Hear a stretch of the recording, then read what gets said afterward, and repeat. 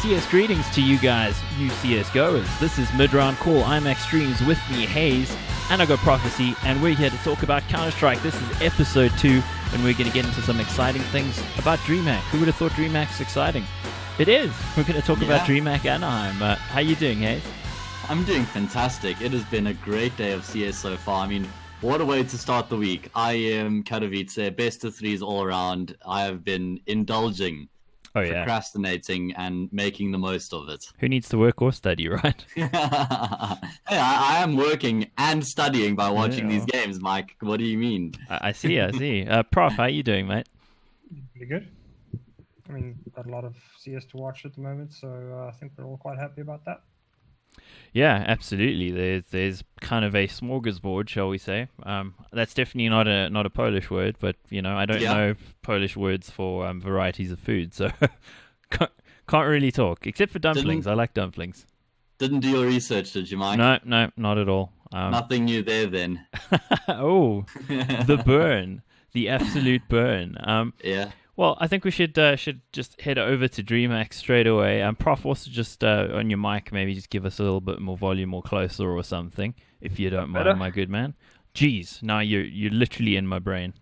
Not my problem, it's yours. Yeah, well, this is true. Get me out of your head. Rent free. Oh, geez, okay. Well, I mean, I wasn't going with rent free. I was going more along the lines of that really terrible Kylie Minogue song. Yes, oh, no. That's exactly what I thought of as well. But I mean, you and I are a little older, so we kind of, you know, I mean, it's just memories, teenage memories of hot everybody. Kylie Minogue. I think everybody remembers that music video primarily because of the getup that she was wearing. Oh yes, indeed. Well, I'm just gonna have to pause this podcast at the moment and go and Google that quickly, but. Don't worry, we won't do that. We'll head straight into Dreamhack Anaheim, and well, I think the elephant in the room that really isn't is Gen.G. They stomped everyone, didn't drop a map, 100% perfect offline record. What a start for this roster! Yeah, fantastic start, and looked good while doing it. Had to grind out a couple of games. As you guys said, didn't lose a single map while doing it, and most people I don't think expected Som to do as well as it did, but all over, can't really complain too much about the result. That's exactly what I was most impressed by as well, was their ability to actually grind out games. They played 175 rounds across 6 maps. And that averages 29 rounds per map. So that is that's a silly amount all of the rounds. All of the rounds, every single time. And actually, to be able to come out on top shows a fantastic temperament. And what else would we expect from a team that's being led by Daps? Just like you said, that firepower from Som as well. Bentent, Unchained. It was actually a masterpiece, and it was so good to see, especially considering that this roster has only been actively playing together for about a month now. For them to already be putting up results like this is great. And I actually think that Flashpoint stocks have gone up quite a lot after that event. Yeah, definitely is looking a lot better for Flashpoint if we can get Gen.G. But I mean, if you're talking about, we were saying it last week as well, like a lot of these teams that were hanging from about, 7th to about 15th, the Gen.Gs, the Complexities, they've all looked... Mad Lions, Mad Lions, they've all looked very, very good in the last few months. And, a lot of them are setting themselves up pretty well if they can keep this run going. That is a really good point, though, about their stocks for Flashpoint going up. Because if you think about it, all these teams that you're mentioning, aside from Complexity, actually are in Flashpoint. So, I mean, Mad Lions are there. Yeah. We're talking about them as a legit potential top 10 contender. Gen.G. It actually does make it look more compelling. Because, honestly, if you don't know these teams and you're going based on last year, you'd look at Flashpoint and go, well, I don't know, MIBR. Like half those teams are just junk. Yes, this is true. That's objectively the case, let's be honest. But at least there's some spice now, because there are a couple teams that are sort of knocking on the door of the top teams, and they're in there. So it does make it a little bit more compelling. I mean, that's still a ways away. I mean, we're talking, a month until that starts. But it's definitely something that we're seeing a lot of about on Twitter, a lot of back and forth. Thorin spit and fire as usual, uncompromising and sticking to his principles regardless. And of course, people not really seemingly loving it as much as they did maybe a month ago, probably because the team announcement was just from ESL kind of put the kibosh on that, so to speak. So, yeah, public sentiment's a bit tricky on this one. Yeah, just a little bit.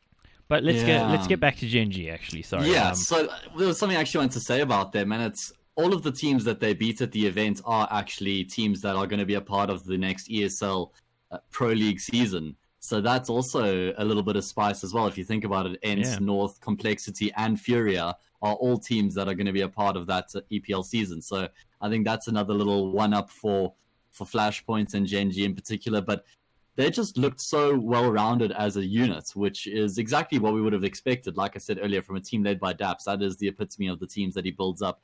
And if you think about what sort of potential this team has from here, they can go anywhere. I mean, they play 6 maps already. Just Overpass is the one map which they're staying away from. And that's totally understandable because Overpass is a map that requires extreme teamwork to be successful on. So I totally understand. They've only been together for a month. That's probably the most logical map to leave out of the pool if you want to play 6.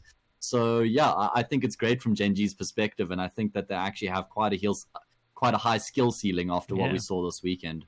Don't you think there's sort of echoes of Carrigan to Mouse in this whole thing? I mean, a diverse group of players from different parts of the world and somehow making it. And I know they're not really that diverse. I mean, Canada, America. Where's Bentet from again? Indonesia? Indonesia, no, yeah. Poland, actually. Poland. Okay. It's the common joke on Reddit because, oh boys, his flag is the upside-down Polish flag. So let's just say it's from... So is that like Satanic Poland or? No, it's just Indonesia. Oh God! Don't hurt me, Reddit, please. That was just a joke. Indonesia's nice. It really is. I haven't been there, but I'm told it's really nice. I had a friend who actually lived there, so yeah. You have to say that. Yeah, I did actually legit have a friend who lived there. But, I think from a Bentet point of view, my boy Blair, tears in his eyes, just streaming down his face, tears of joy. Bentet's actually in a team that's worth a damn for a change, eh? Yeah. Finally winning something. I'm just going to say the exact same thing. Like, finally he's winning things.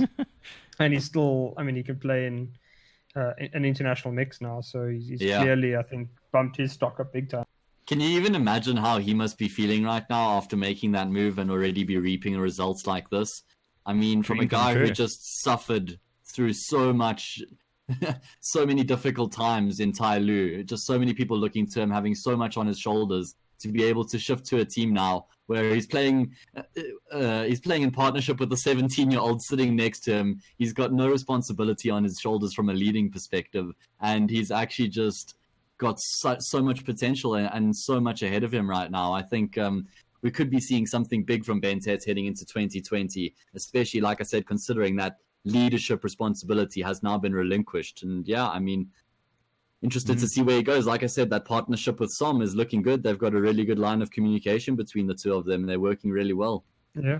I mean, I think most of us expected Bentet to, Bentet and Automatic to be the primary heavy hitters. Yeah, great. Automatic just seemed like he was very, very competent, but wasn't like dominant. And I mean, I suppose he's back on the AWP now.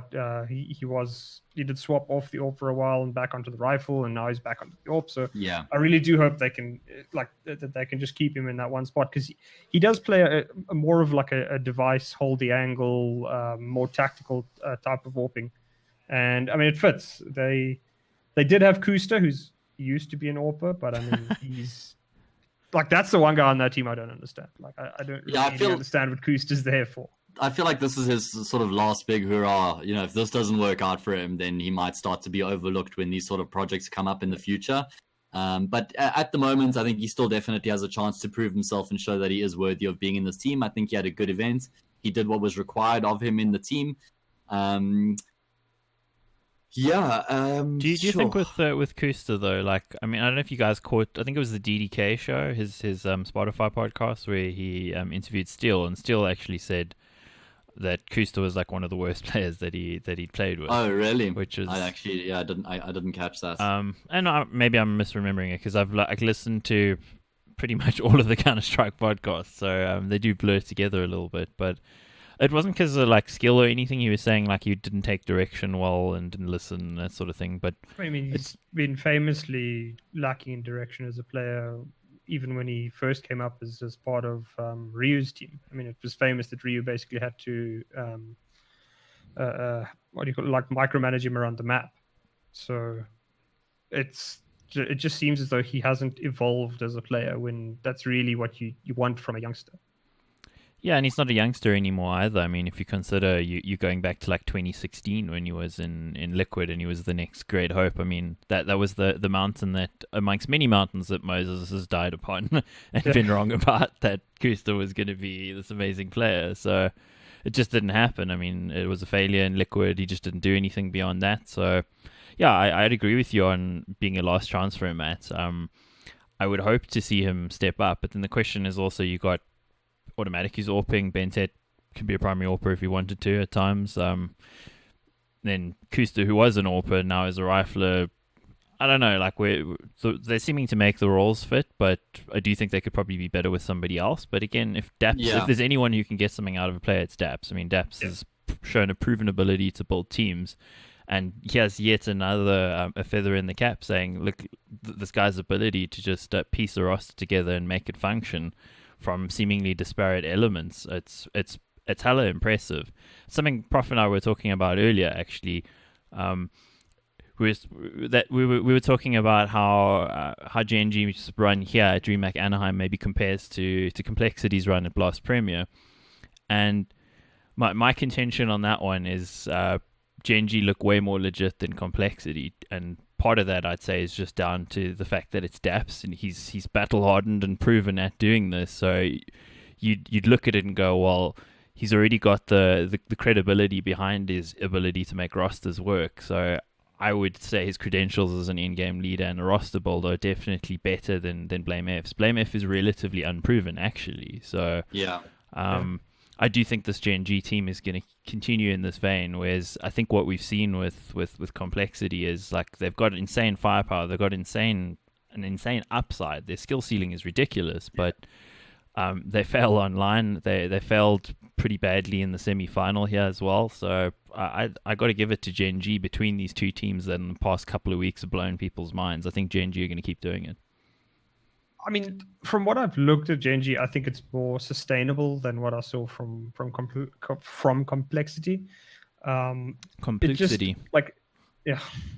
it just looked like they had more of a plan, whereas a lot of Complexity stuff was like they just bullied players. And I mean, obviously, we mentioned last week that they were just getting hyper aggressive smokes and all the rest, and that's not going to be something that you can maintain. And if you're having an off day, we'll get to them later, but Complexity did have an off day. If you looked, the guys that did so much damage last week were Oboe and Rush.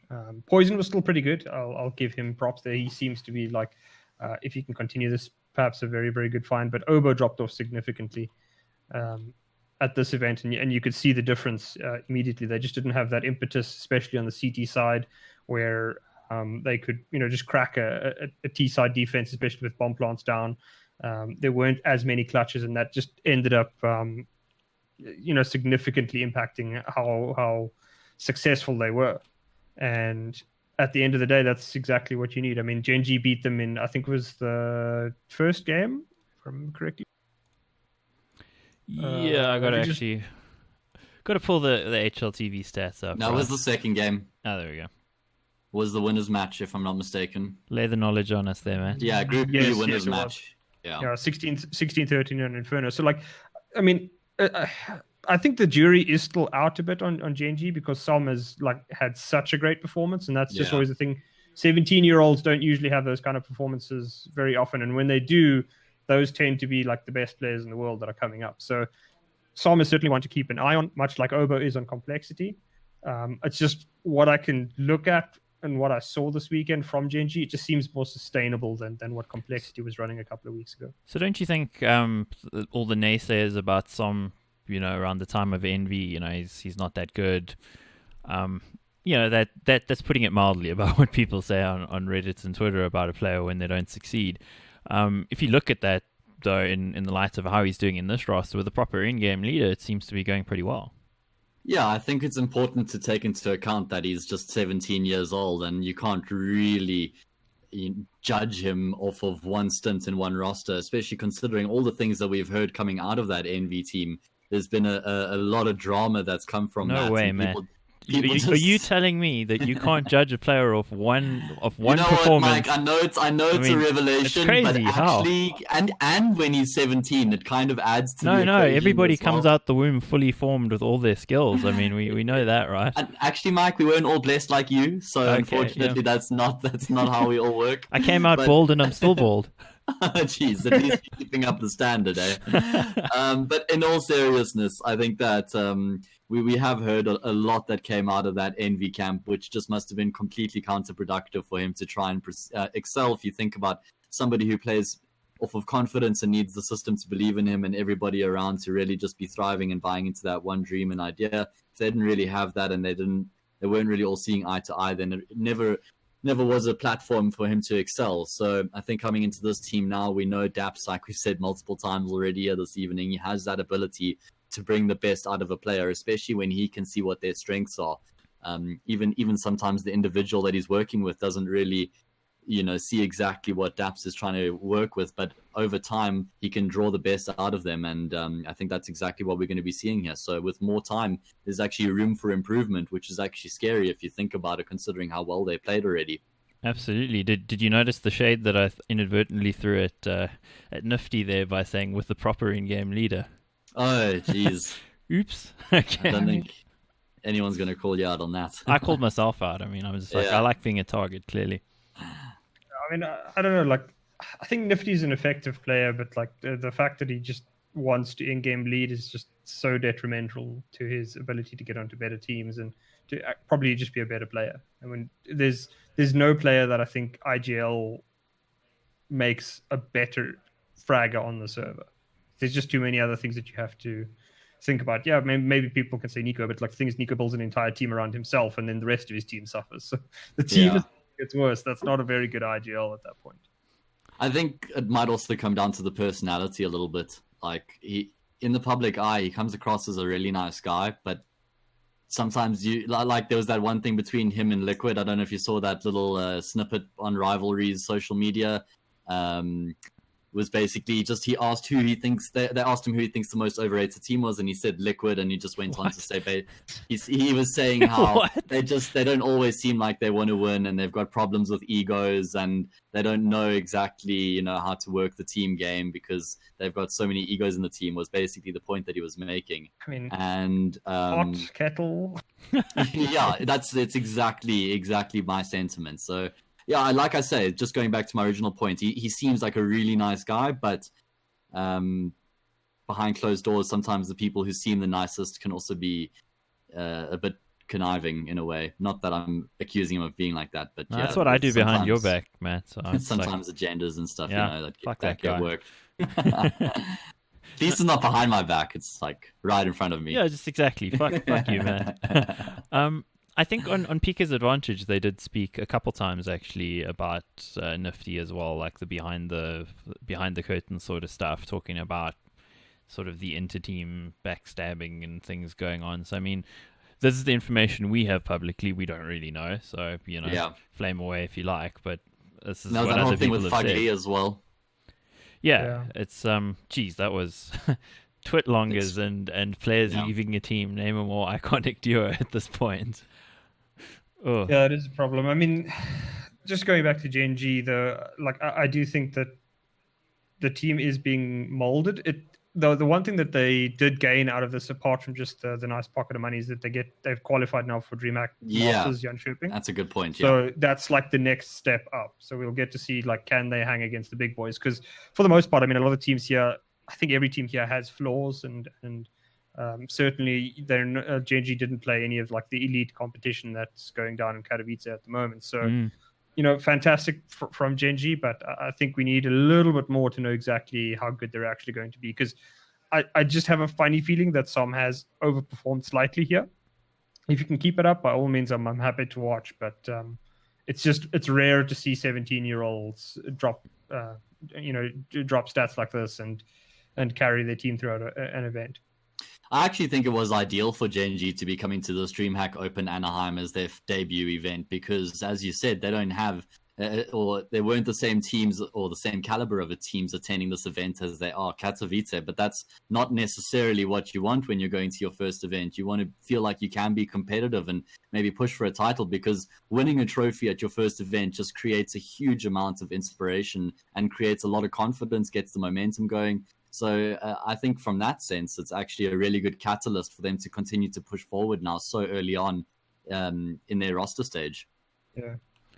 Yeah, it's a great start, and I guess to me the thing with Gen.G is we've mentioned Kusta as a potential flaw going forward, but unexposed. But I'd actually say the ultimate potential of this roster, they're one of their biggest assets is DAPS, and probably one of their biggest downsides would probably be DAPS eventually if they do reach that elite tier, because that's what's happened previously. You know, he'll get a team to the very top just getting there, and then they'll go, well, we just don't have enough fragging from this guy, so see ya. Add Stanislaw. Oh, you took the words out of my mouth. I was going to say, how long until we see Stan joining Gen.G? Well, I mean, you got to give it about 6 to 8 months. I think. So yeah, that's about the normal period.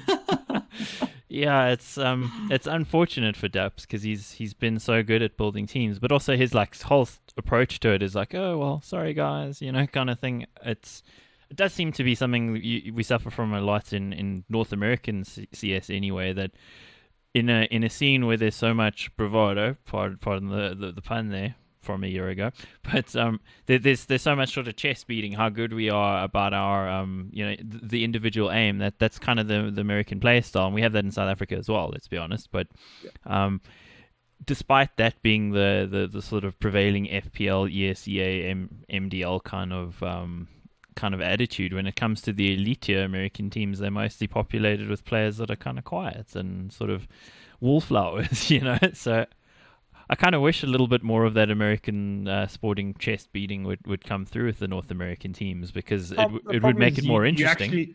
The thing is, you need to be successful if you want to be doing that kind of thing. I mean, we've all seen it with Stewie, where he jump on top of the desk when the team is winning events, but as soon as the team stops winning events, they just become mighty quiet. And that's just the problem. Is you need to have success if you're going to do that whole the rah kind of stuff, and American teams have in general just struggled a little bit with just that. Feels like if they adopted that attitude just a little bit more of a projection of confidence would do them a lot of good, because they all do seem to sort of shrink back into their shells as soon as the game goes away from them, whereas you'll see some other teams. I think Complexity were actually a pretty good example of keeping the bravado going, just keeping the noise going. I mean, blame F, of course, if he's sort of cheering you on. You have no choice but to go ahead with it, or he might literally rip you in two pieces after the game. So, kind of, you do what he says, right? Yeah.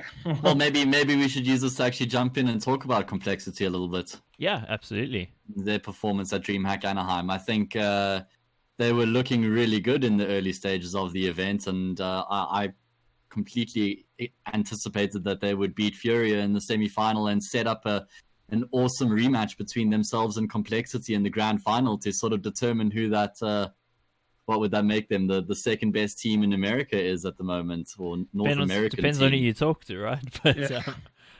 But it's a bit confusing right now, because I think these teams haven't all played each other yet. I was actually saying on Twitter I wish Gen.G were actually at Katowice, just because it would give us a better idea of when they start. I mean, yeah, they'd probably get lost in that competition at this stage, to be fair. No, you're right. But it's just in general, it feels like in America we don't really there's evil geniuses as well. Okay, so I was overlooking them. Yeah, you're overstepping, man. What the hell? Yeah, I was definitely overlooking them. So yeah, then they would be contending for that third spot, I think, between Gen.G and Complexity at the moment. But Cloud9 are the best. I mean, have you... Okay. I mean... You can go tell Astralis that Cloud9 are the best. Okay, we'll get back to that a little bit later. But Complexity, I agree. I expected to see them in the grand final, and obviously with our time zone, I mean, we're in the same time zone as Central Europe, so for us it was pretty late, and I didn't get to see Furia Complexity. And when I woke up and I looked at the results, I was like, what? I took that as a foregone conclusion. I mean, Complexity were going to slam them, because I mean, Furia was that team that surprised Astralis and then sort of faded beyond that. And geez, it almost feels like Complexity might be destined for a repeat. Somehow they lost to Furia. What the hell? That's very, very odd. I mean, the one thing you can say for Complexity, though, and the one encouraging sign is that Poison was still a monster at this event. Yeah, that's true. I mean, he topped the stats chart at the event, so it looks like they found, at the very least, one piece that they can definitely keep, and that's really what you want out of those things. Like you can trade out players here and there. Oba had a bit of a down event. Rush also had a bit of a down event, but in general, I think signs were encouraging for Complexity, but I do think they're going to need something else because, like, Furia is a very one-note team. They're going to get super aggressive. Art is going to take every single deal. I mean, I think he had something like the highest opening duels of any player at the event, and he had a 49% success rate. So, Jeez. like, he's like, I will fight you no matter what. Yeah, it's a bit wild. So, I mean, Complexity, they play in that same region with Furia in the NA qualifiers very often. So you'd think that they'd know how to deal with Furia, but maybe Furia just had a great, just a really sick string of maps in that series. But still, like, Furia didn't do that well against Gen.G. They got pretty convincingly crushed on. Yeah, they were trounced. So yeah, it does speak to Complexity, I think, still finding their sea legs. Prof, I actually want to give you props here because you did say last week that you thought Obo's sort of play style wouldn't be sustainable going forward, the running through smokes and stuff, and it only took a week for you to be right. So, well, I mean, look, how old is he? I think he's 16 or something, 16, 17. So he's I mean, there's lots of time for him to grow. I mean, he's just got he appeared on the scene, looked pretty good in his in that LAN a couple of weeks ago, and if you can maintain that, great. If you can't, well, there's lots of players that haven't been able to. So hopefully he can keep it up. It would be interesting to see another youngster from NA coming through because NA has started to produce talent after a while now. It's taken them many years, but they are starting to produce a lot of players on the same level of skill as traditionally the Europeans we've always expected. Yeah, one of the problems that I've found quite consistently happening with these players is just the level of overhype getting to their heads and actually just not being able to live up to that expectation every single time. And then what tends to happen is every time they go out there to play, they just know that everybody expects to see them playing a certain way and to actually be having an impact through that fashion.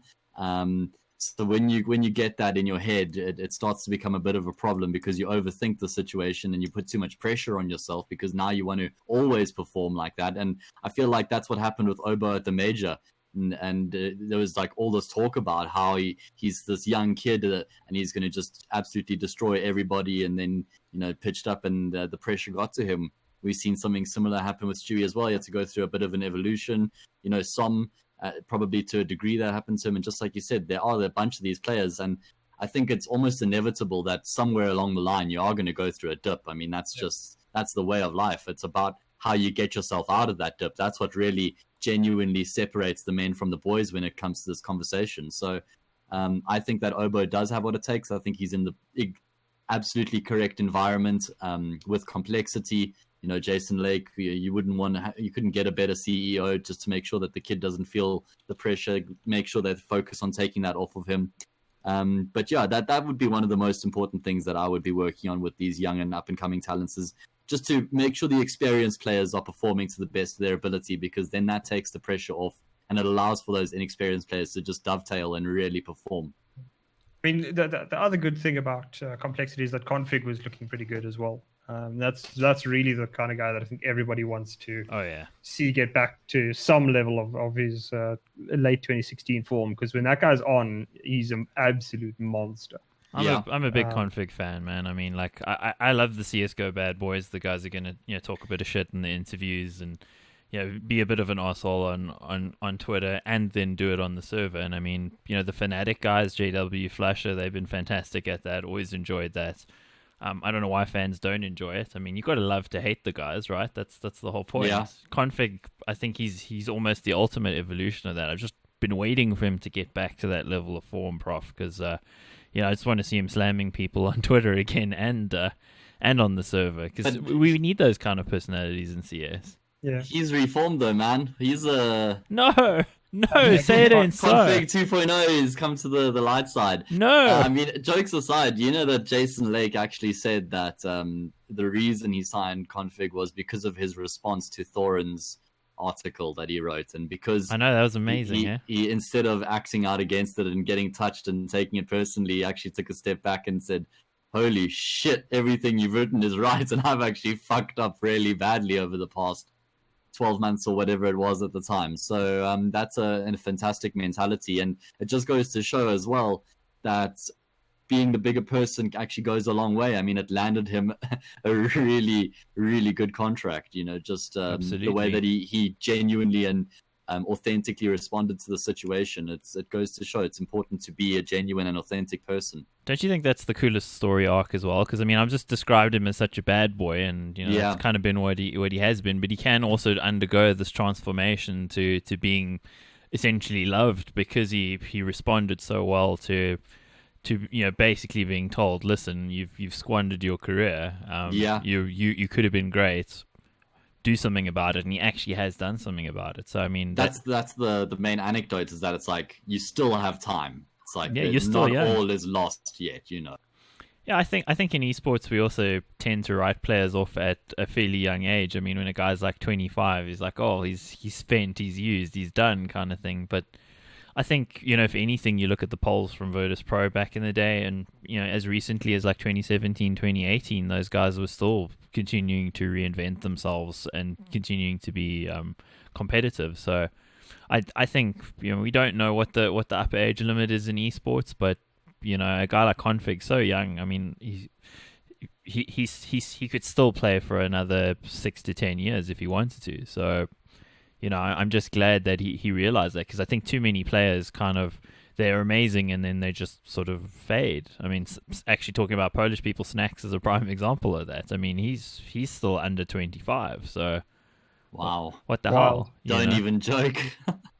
What the hell? It's just like, how does scary. that happen? I mean, he was a top 5 player in the world at one point, and now he sleeps through qualifier games. So, I mean, I know he's got some kind of like sleep disorder or whatever, so no offense on that one, but it's a very stark contrast. And you know, you contrast that against Config, who was also a player who was absolutely slamming for Dignitas. They won that Epicenter, was it 2016, and then beyond that it was just nothing, you know. I think there was that one result where they won the final against the Brazilians, you know, with the whole famous prove it or I'll kill you kind of event, but that was the final they actually won because those dudes didn't show up.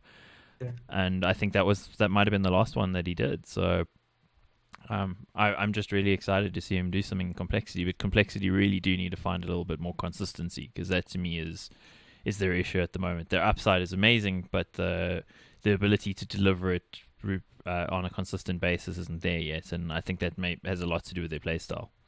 Yeah, I mean, it is going to be a kind of playstyle that you'd expect from a relatively new in-game leader like. Yeah, what was his name? Blame F. You looking for that? No, I said a relatively new in-game leader like Blame F. It cut out. Sorry, Yeah. It cut out. We were like what? Like who? So talking about you mentioned new in-game leaders. Let's go to seasoned veterans. A guy who looks grizzled enough to be twice my age, when in fact I'm vastly older than he is. I don't know. He's got miles on the clock. This guy, MSL North. Will they come back stronger? The meme. You know, Mike, MSL says he'll come back stronger. Are they coming back stronger, boys? Mike, I think North do enough recycling to save the planet. Jeez. I'll just say Burn. That. That's harsh. That is harsh. I'm with Matt on this one. I think he's right. I mean, the guys have come in, come out. Honestly, I think their biggest mistake, North's mistake, was letting MSL go in the first place. That I think they've been in a self-imposed wilderness because they didn't keep the, you know, I mean, we talk about God Handen, but, you know, then there's people who've transcended into another plane of reality, and that's MSL. I mean, the guy was an MVP on the AWP against Astralis to win a tournament, and then he got kicked out of his team. I mean, the guy is that good. Yeah, it is wild. Sarcasm, of course, in case nobody knows where I'm coming from. It is still wild to think of how that whole situation went down. And I mean, the one thing I can say about North at this event is that Kiebi looked pretty good. Yeah, for sure. if they can keep getting him looking like that, they can maybe get another 5% from a couple of the other players. They have potential to do some damage at the DreamHack Open, on the DreamHack Open circuits. I don't think they're going to be very, very good. They still look like they're a player or two short of challenging at least top 10 at the moment. So yeah, he's good, but like the problem is he's very, very inconsistent, and he's been around for quite a while, so it doesn't look like we're going to see much of a change from that. So here's a question for you: what does AZ have to do to not be in North, like at this point? It's a staple, yeah. I don't know, dude. Yeah, but I feel like even just removing AZ at this point isn't necessarily the change that's going to save the roster. I agree. It's like there's a culture now that's been embedded where you only really get to shift that if you change a core. I mean, the problem is if you look at the team, it's like Kirby played well at this event, and I think generally he's been their best player. But then it's like AZ was the second best player at this event for them. Cajun.B, like, I mean, everybody thought like, okay, he just needs to be solid, but he's been less than that. Gade, I still don't really know what the point is of Gade. Like, he's okay, but at this level, you can't live with okay. You need better than that. So I think they've got the foundation of a core, but at least a single player change more likely to perhaps even 3 to really find. To me, it is a 3-player thing, because like the actual core here to me is just got to be Kirby and MSL, and the other 3 probably got to go at some point, because it does feel like, as Matt was saying, it is a bit of a recycling kind of thing. But a guy like MSL is worth having because he's going to create a system and create a team ethos, and his management of the players. I don't think necessarily off the server, but on the server is really good. So. You can get a team that could potentially contend. I just don't think with these sorts of players. Of course, we are saying all of this, and they actually lost very narrowly to Gen.G. It was a 16-13, 16-14. So they had their opportunities, that's for sure. And I mean, this is again MSL getting more out of less, but still, I don't think there's these sorts of results. I don't think there's much more that we can expect out of them without changes. Yeah. But the question is, in Denmark, who do you get at this point? Because I mean, what are you going to steal players from Mad Lions? I think that's really your only option right now. The problem is Mad Lions got more money than you. Yes, they do. So. Mad Lions bought into Flashpoint, so they clearly. Well, they had more money, but now they gave it to Flashpoint. So. And the thing is, North can't actually buy those players out, and why would they? They're on a semi-decent team. They're locked into Flashpoint at the moment. I mean, I haven't seen all the Flashpoint teams, but I don't think North is in there. And no, North's in EPL. Yeah, EPL. So, like at the end of the day, why would you leave Mad Lions right now for North? What about Refresh? I mean, that was the other guy we were talking about like a year and a half ago. I mean, Refresh hasn't played like a map since in the last 4 months. Really? Okay. Well, that's interesting.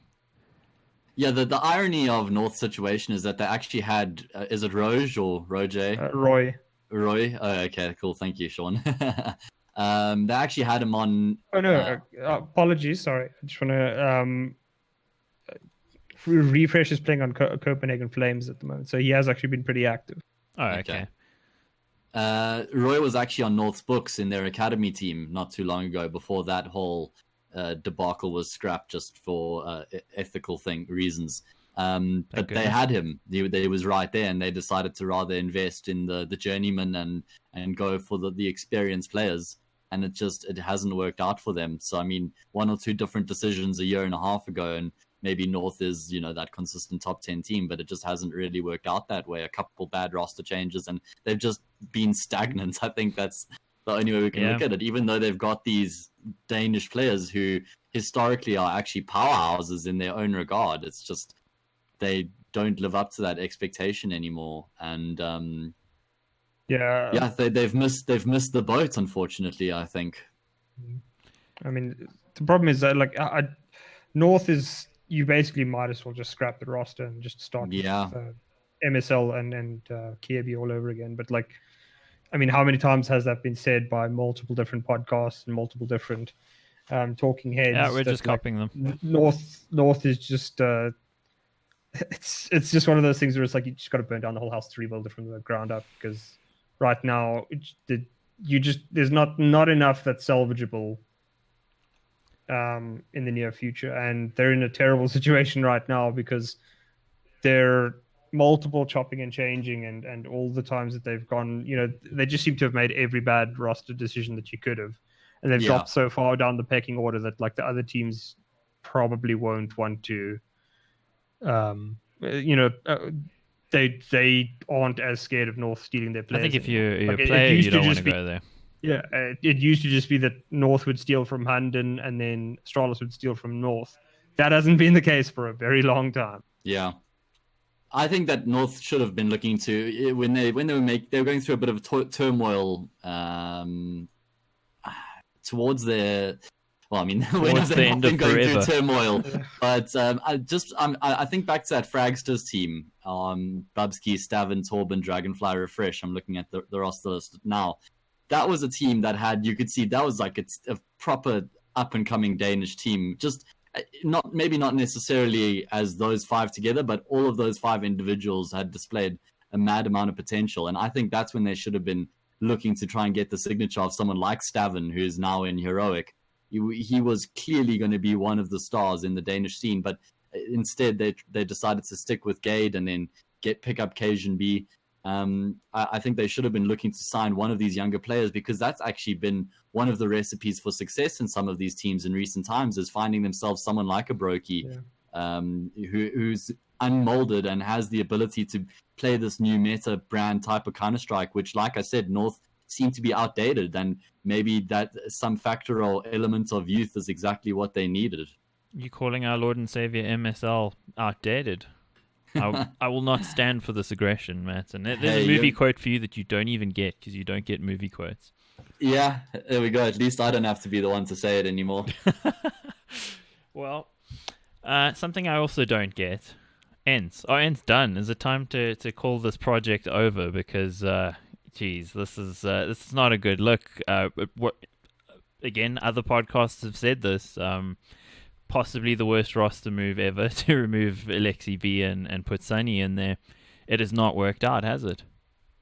Yeah, no. I think it's time that they even just acknowledge that they fucked up and they keep digging in their heels. Though I mean, that's the crazy thing about it. There's actually nothing wrong with admitting that they made a mistake with that roster change, and I think it would get them a little bit more respect as well from everybody, instead of just trying to act like they still stand by the decision that they made. Because it's reaching that point now where it's actually just becoming excruciating to watch.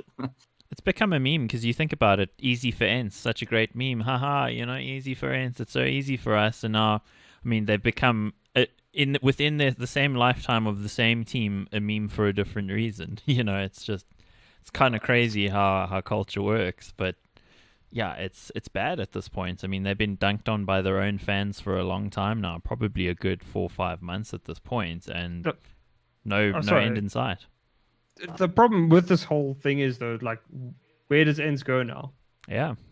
Like, it's not like you can get Alexi B back. He's gone, and he's gone so for true. good. Yeah. And it's because you're an all Finnish team, there aren't going to be many in-game leaders dropping out of the trees. So, like, ENCE has basically just locked themselves into the worst punishment that you could ever experience, because now they get to watch Alexi B do pretty well with his current team. I mean, again, it's another one of those teams where it seems like they could go from strength to strength and add a couple of players here or there. And because Alexi B is able to now work in a multinational team, it's clearly just going to be a massive advantage to him. Whereas you look at like the rest of this ENCE team, yeah, maybe somebody can rescue Sergey, but where's Sergey going to go? Like, what team is he going to get right now with an IGL good enough to get him back to where Alexi B is, that needs a player? It's crazy. I mean, like, the only player I can think of off the top of my head, well, there's two. Maybe it would be Jumpy, or Yumpy, but I don't think that's going to happen because of the VAC ban. Yeah. And then again, what is he going to add in the sense of, he can frag, but their essential problem is not that. The team is just a dumpster fire at the moment. And the other player you could think of would be Otto from the ex-Crazy guys. But again, it's like, well, it's just not an solving the AWP. problem, because I mean, Yeah. I look an AWP. So what are we actually solving? They have no way out. I mean, what, Nasu come out of retirement? What, I mean, grasping at straws? Yeah, I mean, I don't know. ENCE literally has just like shot themselves in the foot while their foot was in their mouth. Is there Yeah. maybe a player from like HAVU or something? I mean, you and I used That's what I was to thinking. cast a yeah. bunch of HAVU games, but I mean, I'm thinking about it. Alexi was in those teams, playing in ESEA main a couple of years ago, and I didn't see any other players at the time that necessarily made me go like, well, this is the guy who's going to do it. I mean, even if you look at Havu, like, let's say you get, I mean, I don't know who the IGL is on this team.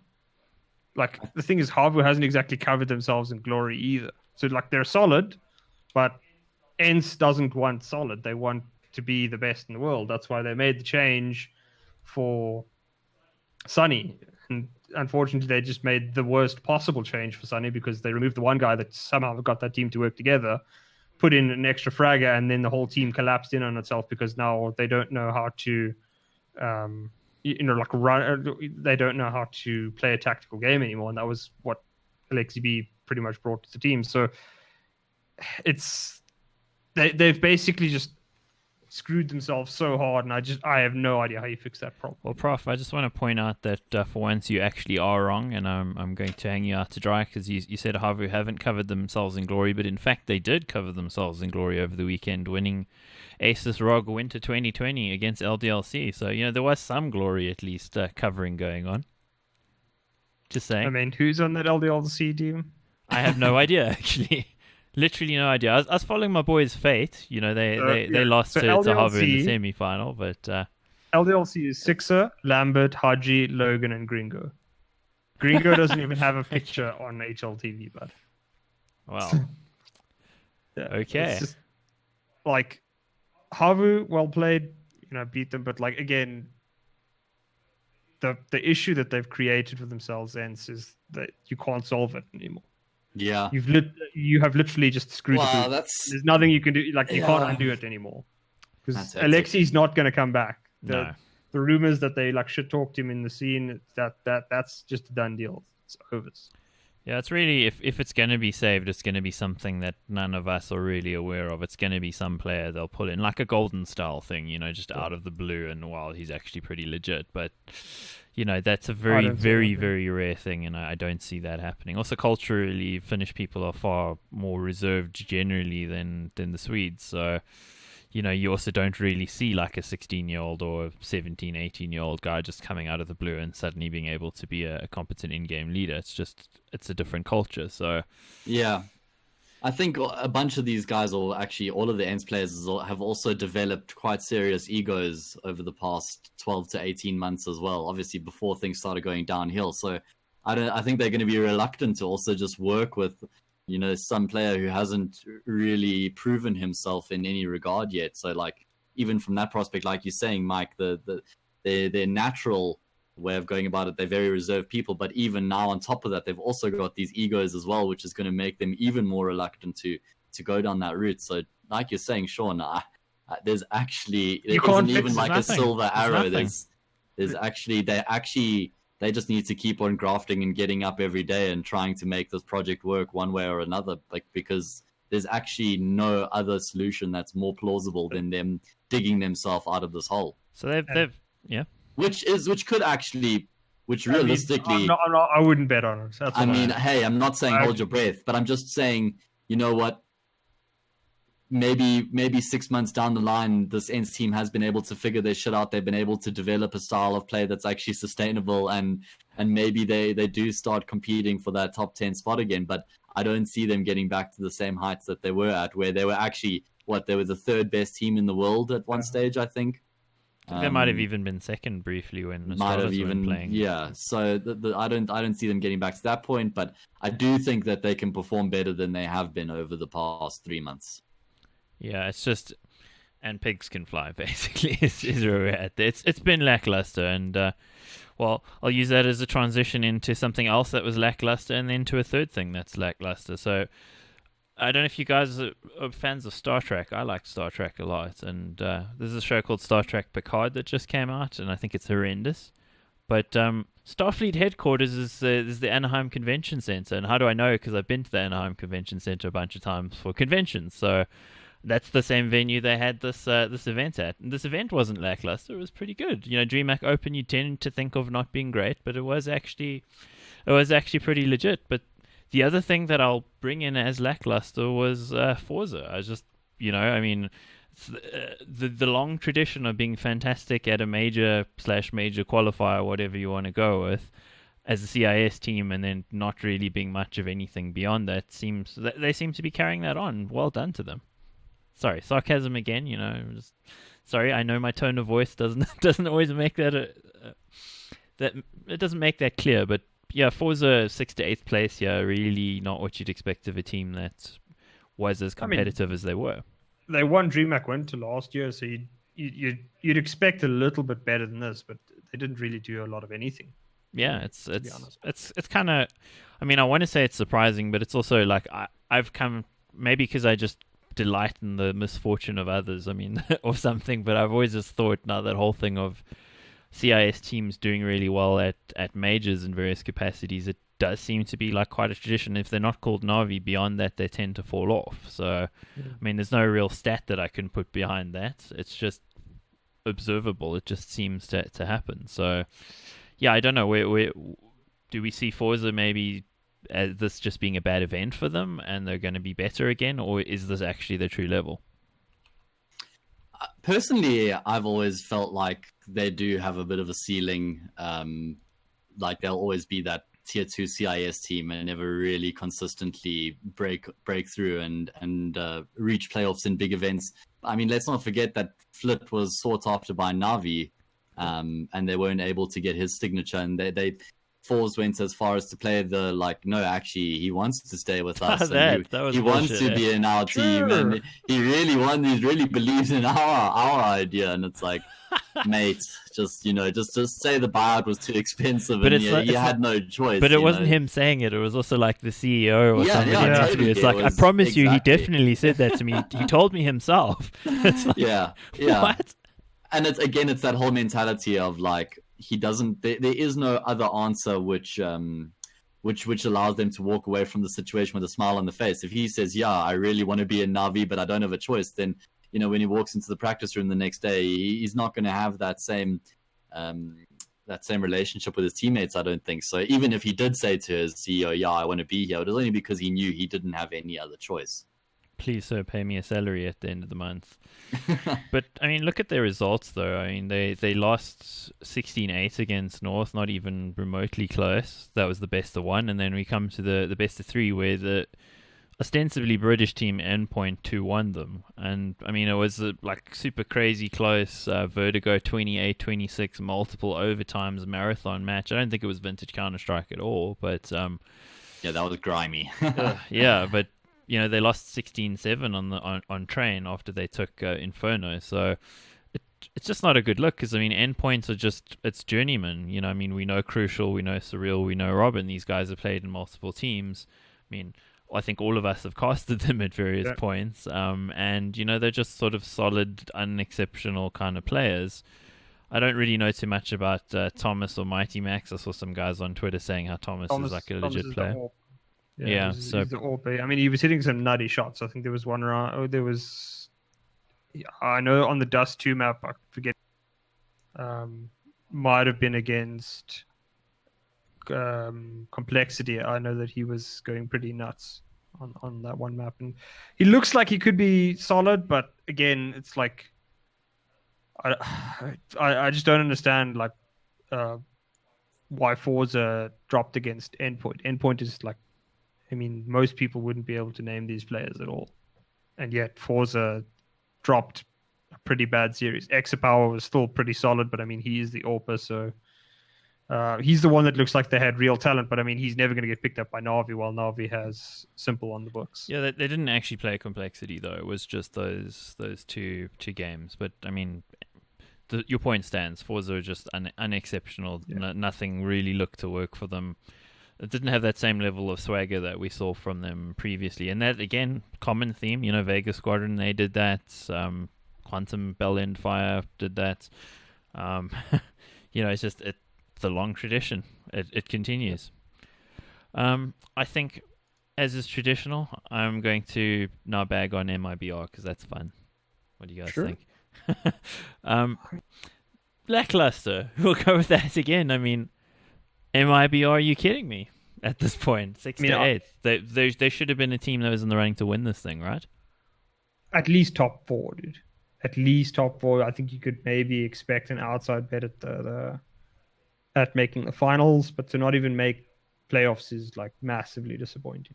Like it just continues the downward trajectory of MLBR, and they can't get bet players. There's no they can't buy out any of the Furia. The Furia players. So like, what do they do? 5-year contract. Bullshit. Whatever. Oh man, that is one of the craziest things as well. It's like, hey, you did well at a couple tournaments. Now you will stay here in indentured servitude for the rest of your mortal life. I mean, 5 years in esports, that's insane. I just want to say, I mean, in 5 years, CSGO might not exist. We just don't know at this point. So it's Maybe they've already kicked a player since that 5-year contract was signed. So it's just, I don't know, dude. You get a contract. Get a contract. Give that contract back. When last did you see Henny in a team for longer than a year as well? I don't think he signed a 5-year contract. Now that I think about it, though, because he came in after that whole debacle. Yeah. But I mean, what does MIBR do? They can't get any of the other Brazilian players because they're all too expensive. So they've got the Argentinian kid, but you'd expect more from them. It's not that I think MIBR they're not unsalvageable, but it's to fix that team is so difficult for them. And it's sort of it's similar to an ENCE in that they can't really fix the problem right now, but it's different in that it's not of their own making. It's not their fault. They just can't get players.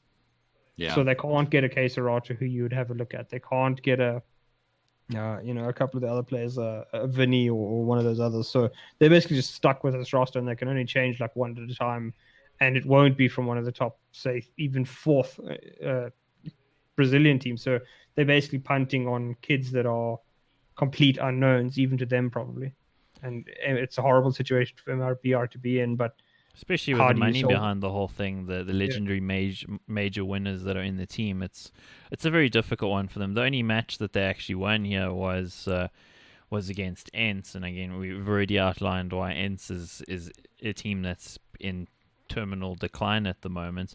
Do we think MIBR are in terminal decline because of the situation that they're placed in? Is Mayan suddenly going to get better? What do you guys think? I'm not sure that Mayan's going to be the factor that salvages the situation. I'm looking at those experienced players, but we've been saying that for a while now as well. I mean, ever since Gen.G came into the team, he was actually supposed to be the player to take a lot of the fragging power responsibility on his own shoulders and actually relieve the pressure that was on the likes of Fallen and Fur maybe a little bit as well, but that hasn't happened to any degree. Not at all, yeah. The other problem for me is that Fur he hasn't really been performing to the level that he was as consistently before. I think players have really found out his play style.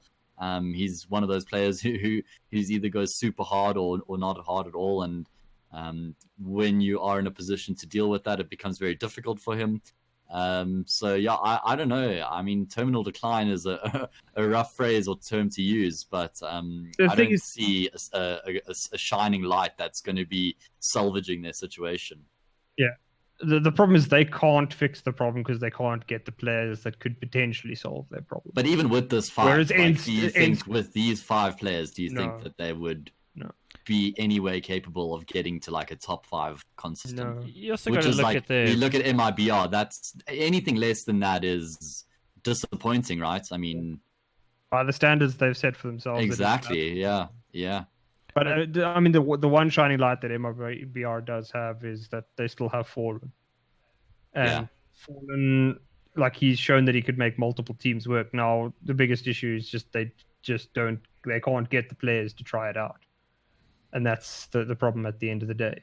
Whereas so ironic, man. ENCE doesn't have that situation. ENCE is got to basically cobble together as many pieces as they can to see what they can get out of it. Whereas at least with Fallen, you will get a style of play. And at the moment, it's not great there. They're clearly not winning anything. They don't look like a good team. But with Fallen there, I think there's at least hope that you could maybe one day get a good team again. It's so ironic though. Did you ever think you would hear yourself saying or hear somebody say that Fallen couldn't get the players that he wanted? I mean, that's crazy, just actually. that's like that's Imagine how saying that in he's 2016 built. or 2017. That's what I mean. It's just like yeah, he is the puppet master of the scene, but now, the corporate aspect of it has gotten in the way somewhat. Yeah, indeed. So we were mentioning Furia a little bit. They got in the way of complexity, of course, and I mean, I guess transitioning from talking about one Brazilian team to another. Well, I mean, are Furia going to rise up as Furia-osa rose up in Mad Max Fury Road, or will they never reach the heights that they did before, with 5-year contracts dragging them down back into the mud?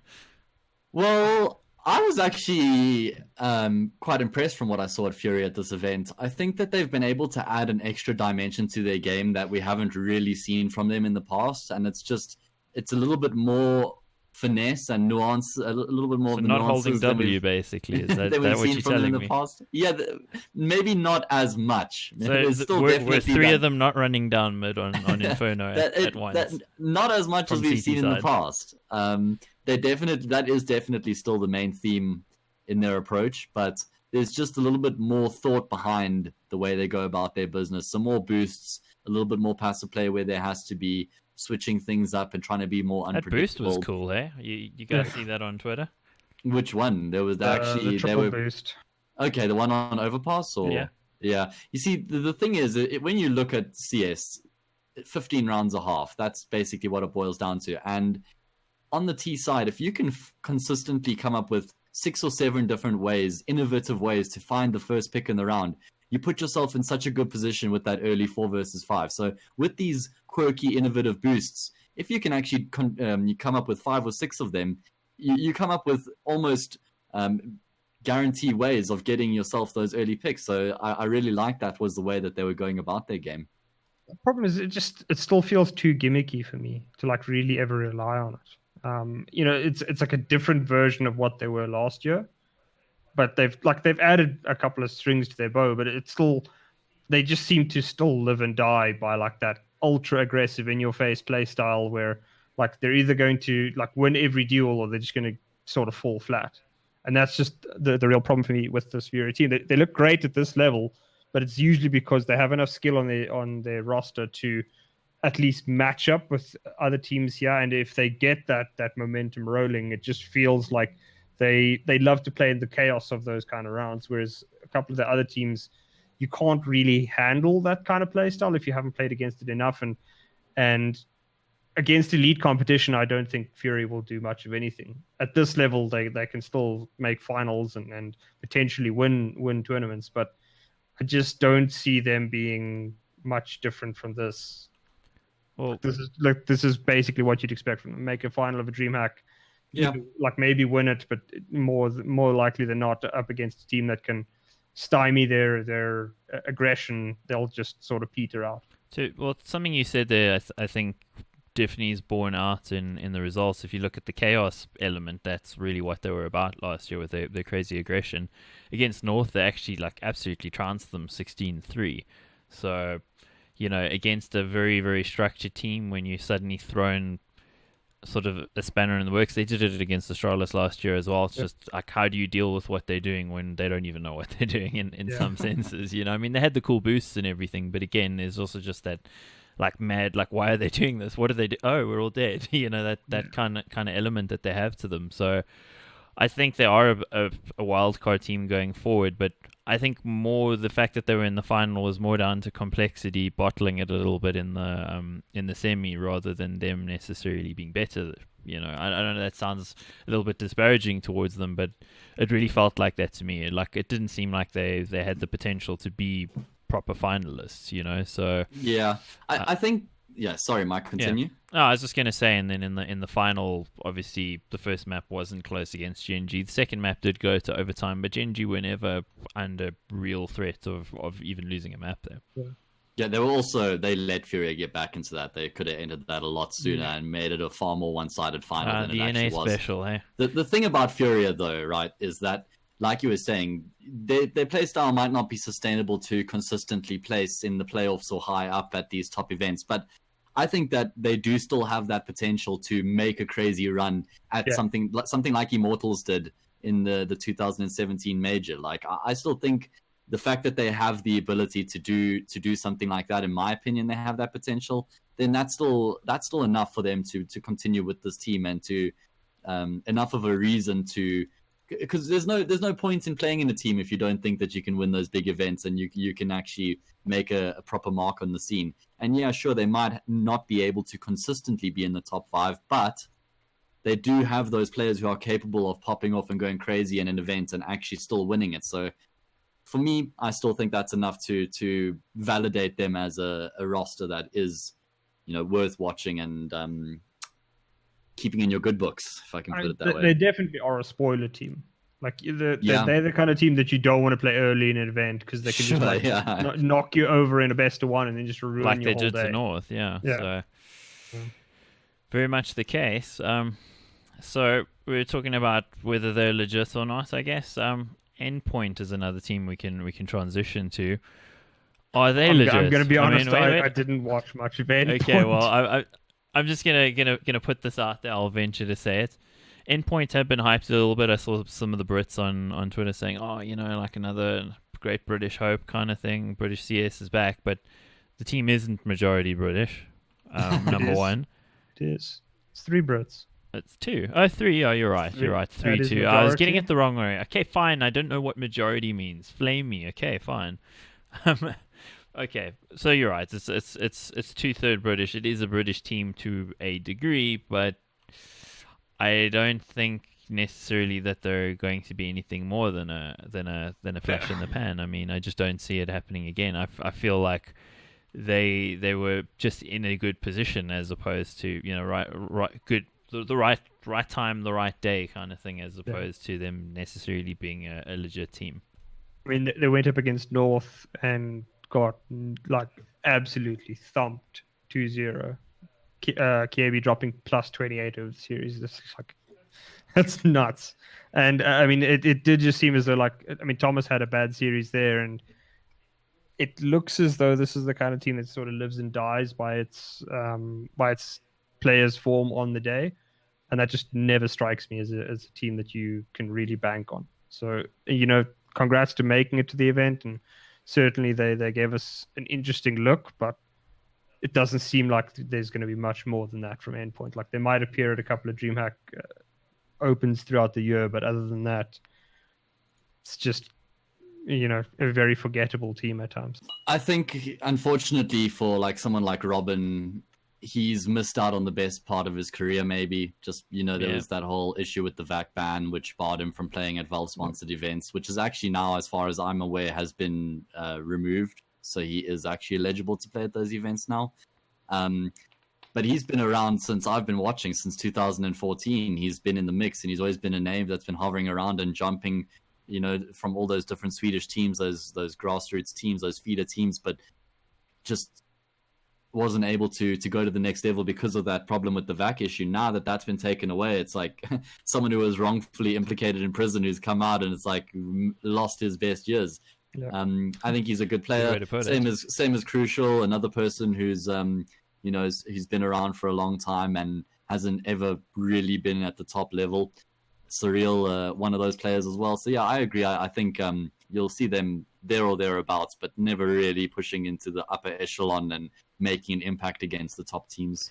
Yeah, that's kind of where I was going before Prof corrected me. I was thinking it's 3 journeymen and 2 Brits. That was my thinking, because it just feels like it. It's guys who've had opportunities and haven't quite been able to find it. And in the case of Robin, of course, was cruelly denied the opportunity. So hopefully they can do something. Hopefully they can prove us wrong. Go ahead, wreck us, man. Yeah. I'd be happy for you guys, but there's not enough evidence here to look at it and go oh yeah, British CS back on the map. I mean, British CS is on the map in the sense that British talent are probably the best in the world at talking about CS, but the actual doing, unfortunately, not so great. Yeah. So, I think that concludes our Dreamhack Anaheim coverage. We managed to get through quite a bit there. It took us a lot longer than we were expecting as well. Hey, we always say, let's keep this short and, to the point. And now here we are, an hour and 9 minutes down the road. So, I guess the question, guys, do we want to delve into day one of Katowice, because that's happening while we're recording this podcast, or do we want to leave it for next week? What do you boys think? I think next week's probably I agree with better Sean. idea, because The main reason is because we didn't get to catch some of the most important games, like G2 100 Thieves is currently going on. I didn't get to watch that third map between Navi and FaZe. Those are some important bits of information I want to really know about before I jump into it. It's a single best of 3 for anything. So to make any hard, to have any sort of hard debate is just pointless at this stage. Yeah, absolutely. I'm with you on that one, mate. Okay, well, we'll leave it there then, I guess. For Katowice, it started really well. I've really enjoyed the first day game so far. Loving the fact that it's BO3 pretty much the whole way through. That's really going to mean that whoever wins this tournament, you cannot deny that they would have deserved it, because, it's a grueling one. I know it's going on all week. Yeah, why don't we give everybody a quick update on who we predicted to win the event, and allow for a change maybe as well based off Look of at you, you're already. He's trying to wiggle out of a bad decision. Okay, so Matt, tell us, who did you predict to win Katowice? So originally I went with FaZe Clan, and I was actually quite... How are you feeling on that one? I was quite happy with my decision. You were decision. bullish, weren't you? You were like, I was quite happy with it not too long ago. They were looking really good on Nuke and even on Dust up to a point, but unfortunately the old FaZe started to creep in there when things weren't going their way. They started to fall to the wayside. But I'm going to stick by them because I'm digging in his heels, big mistake. My ship, but I still think there's definitely hope for them to make a run. So how about this? I mean, the man goes, hey, and allow us to change our picks. By your guys' reaction, I've decided, screw you. I'll show you how it's done. It's definitely happening. If you're changing your decision now, you're never going to live it down. Yeah, exactly. So you're like the captain of the Titanic. You're just like, no, the ship is unsinkable. I'm staying on board. We'll be fine. We'll see what happens when we have this conversation next week, Monday, boys. I tell you, though, I was saying to Sean earlier about FaZe, watching them, it looks like they're in absolute control. They have got this game. It's locked down and they lost the half. What? That's the thing, though. It's like when they're on, it's like I think they are the best team in the world when they're on, and properly on. But as soon as you manage to break through that, then that's exactly what okay. The second half starts. They've won the first round. They are in control. They've got. They lost. It's just like what the hell? It's okay. So where are you guys at? Just remind everybody then. I chose Mouse Sports, and I'm sticking with Mouse Sports. Yeah. And Dupree seemingly agrees with me because he also said Mouse Sports. He thinks that Mouse Sports is. Yeah. Well, they looked good this morning or this evening against Tyloo. Yeah, they did. That says much, but they no hiccups or anything at the start of the event. Well, Tyloo again are kind of that sort of Furia style team in some ways. They can knock you over. Of course, they don't have Ben Ted, so they're not going to knock you over. But Mike, it was abysmal. Oh, it was an absolute dicking from Miles. It was a what? Sorry. So, Mike, yourself? Astralis. I went with Astralis. They started out against Cloud9, and it got pretty close on the second map. They wrecked them on Overpass. I have no idea why Cloud9 would pick Overpass against the Danish team. That seems like... No. Astralis picked Overpass. Are you sure? Yeah. I'm pretty sure Astralis picked Train, but... No, Mike, please don't fight me on this because you're going to look like a fool once I go and dig up the map page. Cloud9 picked Overpass, Astralis Train. Yes. I'm going to look like a fool, am I, Matt?